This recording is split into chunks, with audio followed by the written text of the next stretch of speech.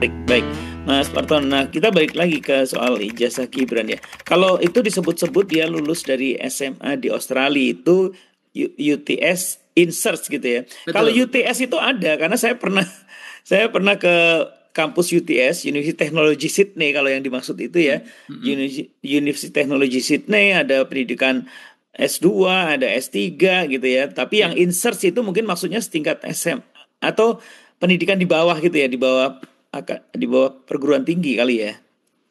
Yang saya ya. kira apa namanya ini yang mungkin menjadi pertanyaan saya ini 3 tahun ya Mas Mm-mm. Gibran ini di UTS ya. Tapi kalau saya Mm-mm. baca kurikulumnya itu memang ada semacam ini Mas persiapan masuk UTS ke Oke. universitasnya Iya, ya. iya, iya, Jadi iya. ada semacam Matrikulasi atau apa gitu. kursus atau persiapan lah kayak ada mau kalau ada calon mahasiswa yang ingin masuk UTS, ini kami menyiapkan apa namanya semacam course gitu ya Iya, iya, selama iya. 12 bulan sebenarnya kalau saya baca Hmm. secara jelas dari webnya UTS ya Hmm. hanya 12 bulan begitu untuk masuk Hmm. ke Hmm. jenjang perguruan tinggi. Ya, iya. Tapi Memang ini tuh tapi ini berbagai perguruan tinggi. tiga tahun yang Oh, 3 tahun ya. dimasukkan itu 3 tahun dari 2004 sampai 2007 Mas ini Mas 2004 sampai Oh, 2007. 3 tahun ya. Iya Iya. betul. Jadi kalau kita lihat itu di usia 17 sampai 20 tahun. Nah, kalau di SMA yang didaftarkan di Singapura itu usia Mas Gibran tuh di usia 15 sampai 17 tahun. Jadi memang kayaknya Hmm. masih rank SMA ya kalau Ya, di ya. Singapura itu. Karena di Singapura kan Hmm. untuk tingkat secondary school itu adalah Hmm. 5 tahun, 4 atau 5 tahun gitu. 4 dan 5 tahun begitu. Ya, ya, ya. Ya memang itu menariknya ya, setiap negara punya sistem pendidikan Betul, sendiri, punya jenjang sendiri gitu betul. ya. Dan ya kayak seperti dulu saya pernah pengalaman ada Harvard ya, di Harvard ya. Itu sebelum masuk ke kampus Harvard, ya Universitas Harvard itu kan memang ada mereka punya misalnya Harvard Extension School gitu ya. Jadi Ya, kayak sekolah extensionnya Harvard, tapi itu bukan kuliah, itu persiapan menuju ke Harvard itu. Ya persis. itu berapa bulannya itu beda-beda gitu Mm, ya. mm, mm, Saya mm, pernah mm, ngikuti itu ya. mm, mm. Nah, jadi balik lagi ke soal Gibran tadi. Jadi itu yang materi-materi dipersoalkan para penggugat ya, Mas Betul, Parton. betul, betul, betul, betul. SMA yang di Singapura ya yang digugat, Nah, bukan ini yang yang dasar. tidak dijelaskan ya, Mas Topo ya. Saya baca-baca dari media yang memberitakan terkait gugatan Bapak Subhan Palal ini, dia hanya menyebutkan bahwasannya Gibran ini tidak memiliki ijazah SMA yang diakui oleh pemerintah Indonesia begitu, sehingga tidak Ya, memenuhi ya, syarat. ya. Nah, ini yang tahu tentu KPU ijazah mana yang dimasukkan, Mas Topo ya? Apakah ijazah yang dari Singapura atau ijazah yang dari Australia ya. Australia yang Mm-mm. dari Ya, UTS Insights tadi ya, itu kan ya. yang perlu kita telusuri begitu. Mm. Nah tapi saya lihat-lihat di berita itu ada yang semalam ada di di TV ya Roy Suryo Mm. menunjukkan ini terkait dengan surat keterangan dari Dikdasmen. Jadi ada pengakuan Mas, ada penyetaraan dari Dirjen Dikdasmen menyatakan bahwasanya yang UTS tadi, Mm. yang UTS Insights tadi setara dengan SMK begitu. SMK itu ya kayak kayak SMA ya berarti. Iya betul. Jadi menyebutkan setara SMK dengan jurusan keuangan begitu. Hmm. Gitu. Mm-mm. Jadi kalau seperti itu kan sudah dari sisi syarat tidak masalah karena SMK kan setara SMA begitu. Itu yang menunjukkan Roy Suryo justru. Roy Suryo, iya Roy Suryo di TV begitu. Ya berarti dia Jadi mengakui bahwa Gibran punya ijazah SMA gitu. Gitu gak sih? secara tidak langsung seperti itu karena Roy Suryo itu kan mempersalahkan lulusan S1, S2 begitu. Padahal Oh, ketika dia munculkan jasa yangnya dari Australia itu hanya setingkat SMK. Padahal memang di profil yang besar. diunggah oleh KPU ya, dokumen yang diserahkan ke KPU itu SMA-nya pendidikan SMA itu ada 2 Mas. Jadi di Orchard Singapura dan di UTS Insights Australia S1-nya dari MIDS Singapura begitu. Ya, ya, ya. Jadi Gitu. sebetulnya saya kira ya kalau KPU nanti misalnya ini karena perkara sedang bergulir ya, misalnya Betul. KPU bisa memberikan klarifikasi yang jelas, bahwa persyaratan itu memenuhi dan juga pihak kementerian atau dirjen juga memberikan, itu harusnya clear ya Mas Wartono ya? Harusnya clear, harusnya clear, harusnya clear. Iya, iya. Oke, baik. Saya kira itu ya hal yang mungkin menarik kita diskusikan sebab masyarakat kita ini kan semakin kritis ya.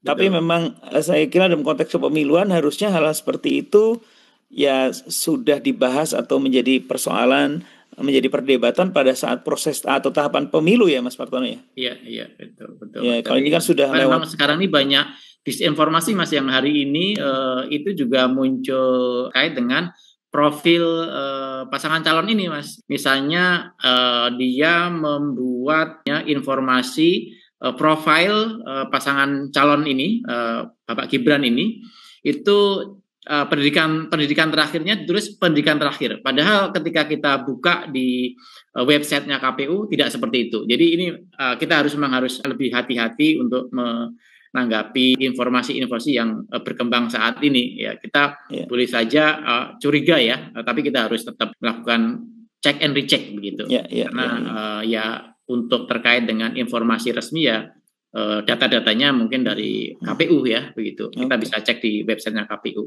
Meskipun kita juga harus meminta pertanggungjawaban KPU apakah KPU benar-benar melakukan verifikasi secara prudent ya, secara tanggung jawab begitu, secara hati-hati dan seterusnya gitu agar. Tapi ya memang aneh juga sih ya, pola pikirnya kita nggak paham gitu. Karena itu tadi yang saya bilang, hukum rimba tadi, pokoknya harusnya mereka yang benar, orang lain yang salah. Gitu. Itu prinsipnya, pokoknya gitu ya. Jadi nggak ada untungnya, nggak ada ruginya, pokoknya terus yang digunakan kalimatnya itu pokoknya, itu aja.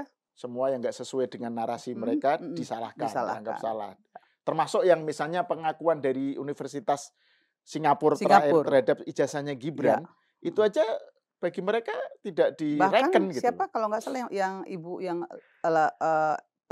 Lim Tan, itu sudah menjelaskan secara akademis, ya kan, menyampaikan, malah ditantang untuk datang untuk debat kan, aduh, kok kayak sombong-sombongnya gitu ya, mau sok-sok banget gitu ya, mau semua orang mau diajak debat gitu, yang paling pinter, yang paling hebat, yang paling heboh gitu ya.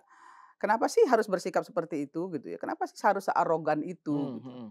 Apa sih sebenarnya masalahnya tuh apa gitu?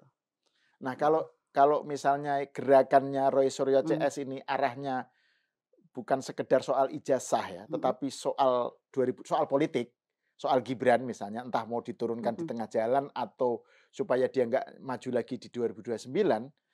Seberapa jauh itu akan efektif ya Kak Irma? Atau seberapa jauh itu kenapa itu ditempuh terus? Padahal kan kenyataannya yang tadi, ada aspek kedua yang ingin kita bicarakan, soal hubungan Pak Prabowo dengan Jokowi yang sampai sekarang ternyata masih dekat gitu ya. Terakhir masih ketemu yang 2 jam itu tadi gitu. Ini kenapa metode serangan seperti ini tetap dilancarkan gitu? Saya menduga mungkin karena kepuasan publik terhadap Pak Jokowi ini masih tinggi, masih di atas 70%. Sehingga banyak orang sebenarnya juga yang worry. Ya, worry terus terang itu pastilah, ya. Nah, itu yang pertama. Nah, yang kedua, ini kan seolah-olah, mohon maaf gitu ya, dijadiin pekerjaan gitu. Ya kan? Iya, betul. Masa iya sih setiap hari, setiap detik, setiap menit ngomongin itu, emang nggak kerja yang lain apa kan gitu? Pertanyaan netizen nih ya, emang nggak kerja yang lain apa gitu? Di TikTok saya itu orang nanyain, Bu Uni Irma tanyain dong, emang mereka nggak punya kerjaan ya selain itu gitu?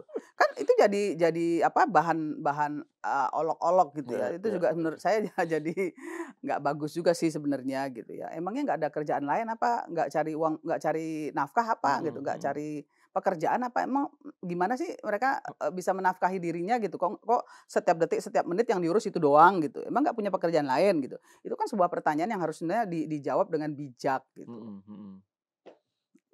Dan itu yang kemudian selalu ya mereka tampilkan kan di media mainstream, dapat panggung gitu loh Kak Irma. Jadi memang ini juga to some extent ini difasilitasi juga oleh media-media mainstream. Ya mungkin karena ininya tinggi kan, Ya kan gini Mas, harusnya cuannya tinggi gitu. Media kan itu jendela dunia, jendela informasi dunia ya harusnya. Jadi mestinya nggak hanya bicara soal rating, ya kan? Tapi harus juga mengedukasi dan konstruktif harusnya. Tapi ya memang saya melihat ini udah nggak sehat. Jadi politik kita hari ini terus terang nggak sehat kalau di mata saya gitu. Makanya terus terang saya malas datang lagi ke media-media yang menurut saya itu tidak konstruktif gitu ya. Nggak elegan lah gitu ya. Saya males, terus terang saya males datang ke media-media seperti itu gitu. Karena menurut saya seperti yang kemarin disampaikan oleh Prof. Hermawan Sulistyo itu yang kemarin bicara bahwa ini kok begini gitu kan.